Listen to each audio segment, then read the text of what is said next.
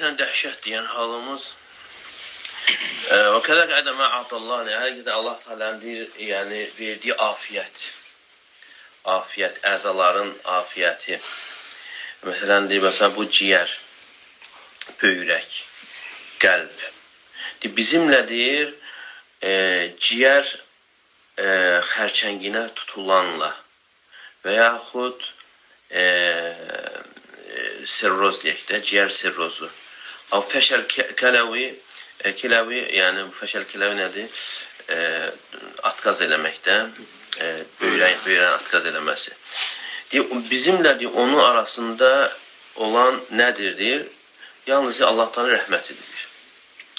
Əgər sənin Rəbbin istəsəydi deyir, sən də onun mislində olardın. Fəhədə yümkün insan billah. Yəni bir saniyə söhbətində insan tutula bilir. Sonra bə'dəki yuqallahu, sonra deyilir ki, kəm təbdül. Yəni bunu aradan qaldırmaq üçün nə qədər verərsən də bu xəstəliyi. O da deyir ki, dünyanı verərəm. Üzerimdə olan bütün paltarımı verərəm. Ki, afiyət mənə qayıtsın da. Lakin görürsən, bunlarda bir fidyə yoxdur da. Bu da Allah Teala'nın lütfüdür, rəhmətidir. Amma deyir, insan deyir, nə vaxt ayılır, bunlardan məhrum olanda deyir. Bu nemət aradan qalxandır. Görürsən, insan kasıblayır və yaxud da afiyət aradan qalxır, depressiya üzü verir və yaxud da ağrı üzü verir, vəhşət və qəlbin sıxıntısı, dünya onun gözündə qaralır. Sonra deyir, Allah'a sığınmağa başlayır. Sonra görürsən, gedir deyir, raqilərin yanına, yəni ruhya oxuyanların yanına. Amma Allah Teala kəllə indən sənə yatqa. Həqiqətən insan kənazlıq edir.